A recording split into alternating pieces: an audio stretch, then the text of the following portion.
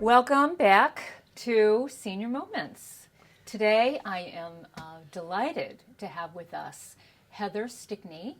You are the founder of Joyful Choice Wellness. Correct. We're going to talk more about that in a little while, but I first want to let people know how you and I are connected. Yeah. Because you and I have a great connection here. We do. So together, the two of us, Yep. plus the executive director of the At Home by Hunt program, Kelly Kennedy, Yep.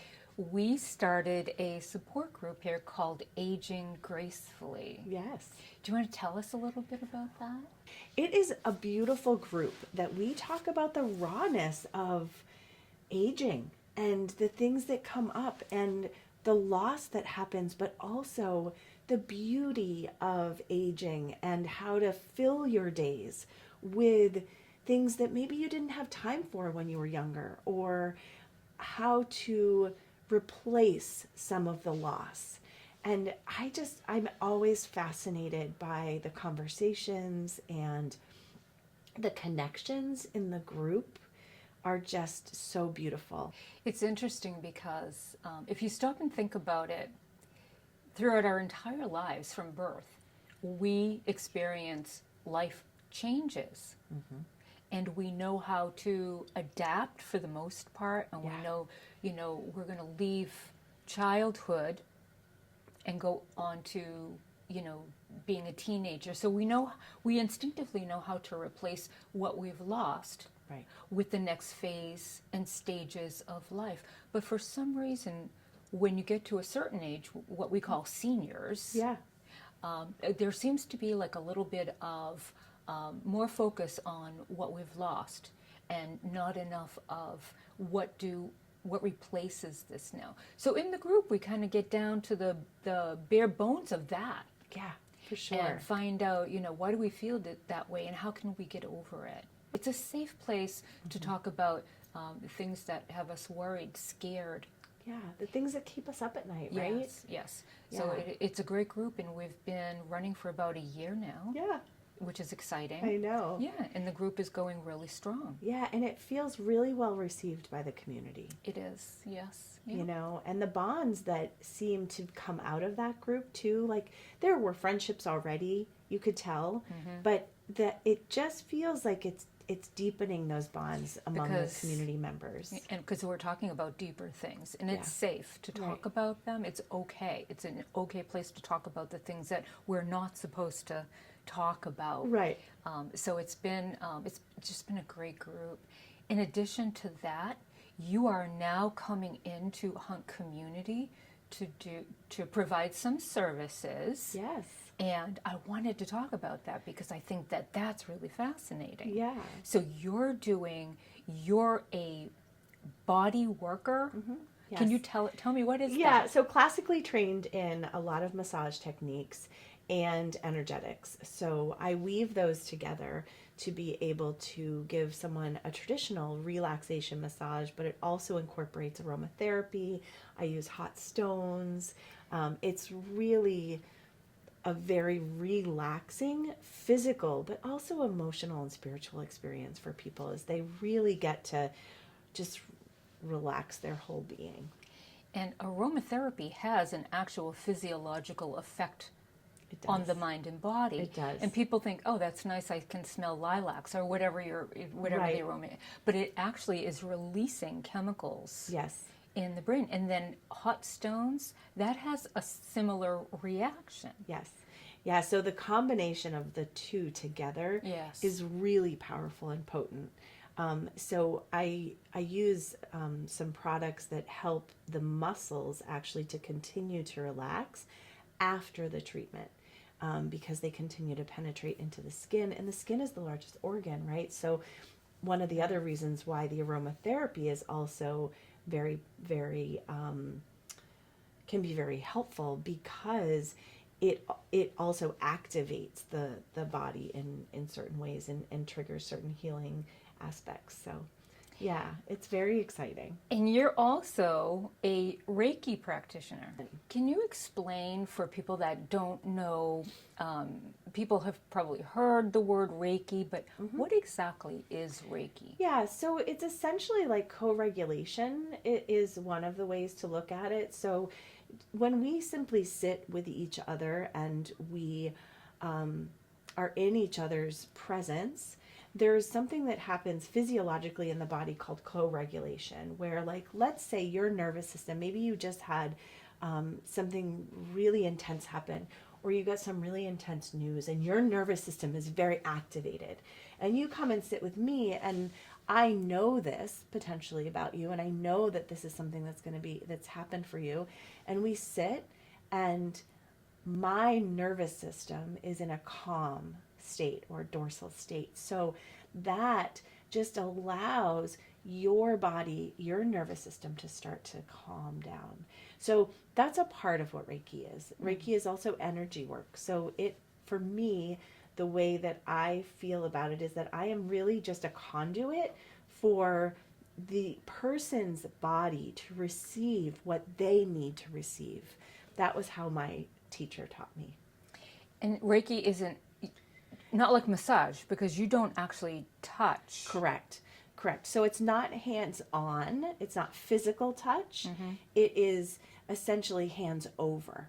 So let's say and there's certain positions where you put your hands and you leave them for a little while, but my palms will get quite warm, and people will sometimes feel as though my hands are actually touching them when they're not there. Yes. Yeah. So let's say somebody were uncomfortable with massage. Yeah. Because there are people that are. 100%. Yeah. And so Reiki would be a really good alternative. Exactly. Because it is hands off. Correct. Right. Reiki has been now proven to be super effective when someone is going through a very difficult time. They're utilizing it in hospitals, and they're utilizing it in hospitals. It started in the oncology ward in hospitals. That was really where they started to be able to utilize that alternative therapy, and it has since spread throughout other modalities in the hospital. There's now so much science. So it's no longer considered woo or right. It's new not in that. age. Yeah, it's not in that new age category anymore. It's coming up out of that. Yeah. Yes, it's in that metaphysical Yeah. realm. So when do you start? When are you starting? When are you going to be here? Yeah. Well, next week, actually, I'm going to be speaking to the community about what they want. Because really, I think what's very important is, like, I have my tools in my tool bag that I can provide, but I want to make sure that it matches the needs of the residents and the members of the At Home by Hunk community. So we're having a gathering, and then I think we'll be starting within the next couple of weeks after that. That's great. Yeah. So the most interesting thing, or at least I am fascinated by this personally. So we mentioned up front that you have founded a business. Yep. And can you explain Yeah. what that is? Yeah, so Joyful Choice Wellness, it was born in 2006, actually, 2005, 2006, when I first got certified as a body worker, massage, and Reiki. And so I've been adding tools to that tool belt ever since. And one of those tools is an end-of-life doula. And I, for the last little over a decade, actually, can I tell a personal story about how that happened? Okay. Sure. So about 16 years ago, I was living out of state, and my grandmother, who's my person, was aging and needed a little bit more care. So I was her person. So it just made sense that I was the one that was going to come home and care for her. So I had the privilege of caring for her for 5 years.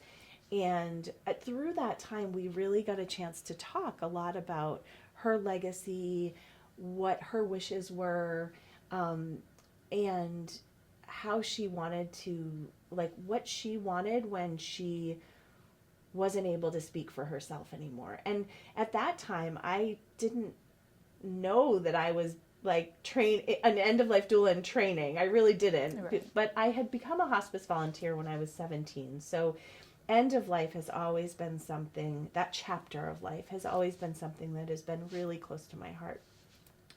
So when my grandmother passed away, one of the greatest gifts that I recognized is that we had had that time together. Not only the time, but that I knew very specifically what she wanted, what she didn't want. And I was able to advocate for her in a way that, not that my heart was not breaking and that I wasn't so sad that I was losing my grandmother, but there was an empowerment that having had those conversations allowed me to step into. Mm-hmm. And so I really, from that, like, she passed away, and then I transitioned my career into assisted living, an all memory care assisted living. So really for the past 15 years plus 16 years, I've been in this kind of senior living environment. So about probably 6 or 7 years ago, it was before COVID, I was really noticing, I was working in an assisted living, and I was really noticing the gap between what the assisted living could provide and what hospice was providing. Now, both provide such an extraordinary service. And there was a lot of the emotional piece and the reassurance to the family that what was happening for their loved one was part of the process.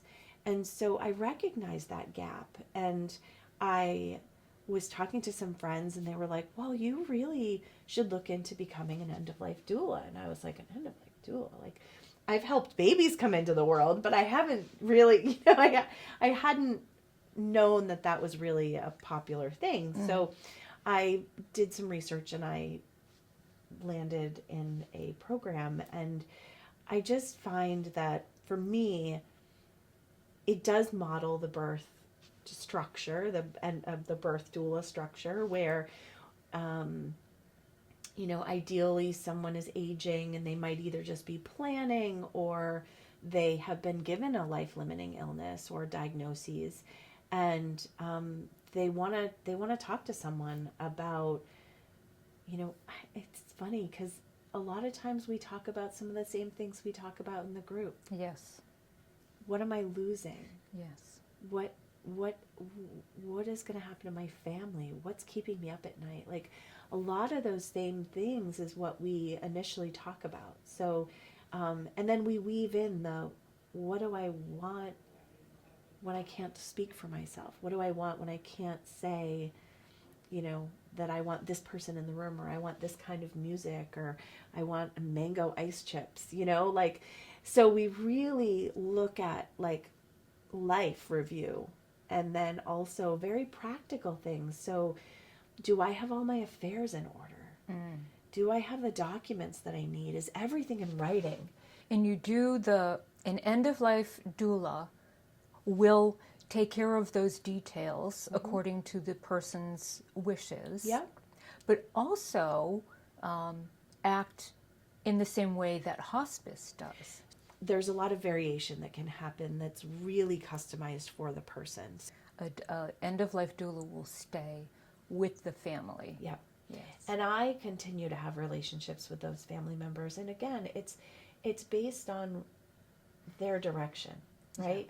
Yeah. Some families aren't ready to have that grief conversation right away. They're in it, right? They're in the details of planning all the things, and they're not ready to have that conversation, but they know that they have a level of support. So I'll check in periodically. We'll go and have tea, or we'll just have a simple phone call. But really, I'll continue to follow them at any point. And you can provide resources. 100%. Resources for other grief support groups. Grief support groups are something that I actually have run in the past. So it is something where we can gather other like-minded, individuals who have gone through similar experiences. So it really is the full spectrum of support at this phase. And again, some families take advantage of all of it. Right. And some families choose to take advantage of the legacy part because that's what's most important to them, or the actual vigil part, which is really hard. And, the thing about my experience that I feel like makes me really unique is that because I've had, 16 years plus in this industry, I really understand that grief happens at every stage. So, grief happens when someone chooses to move into a community. Grief happens when there's a change of condition.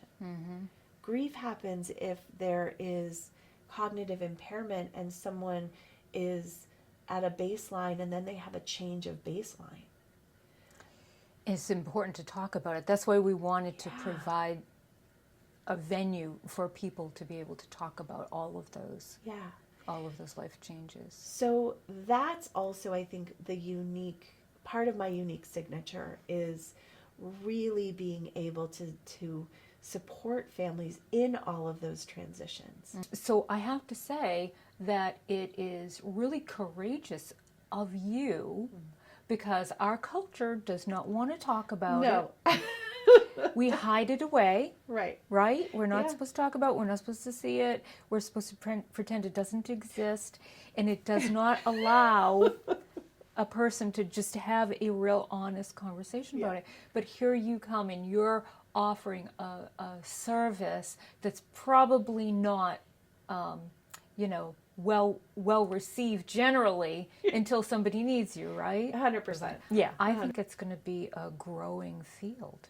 Yeah, I mean, already since my certification, I've seen, you're starting to hear it more. There's more schools, there's more programs, there's more people talking about it, and wouldn't it be amazing if we got to a place where, there were multiple people in a family that were, interested in this kind of thing and be able to help, because we're all here just walking each other home, right? Have you ever heard that expression? What is that? We're all here walking each other home? Yeah. I like that. So you have a website, a phone number, I do. email address. I do. I have all of it. Everything that you have, if you'll give to me, I will put up so Perfect. that people would be able to contact you, because it's an invaluable service. Thank you. Heather, I thank you. It was such a pleasure I've loved talking this. to you, and I'm so excited to have you coming on board here at Hung Community and to continue working with you in our group. Well, thank you so much. You're Michelle. welcome. This was Thank such a you for pleasure. coming, and I'm sure we'll have a chance to chat again.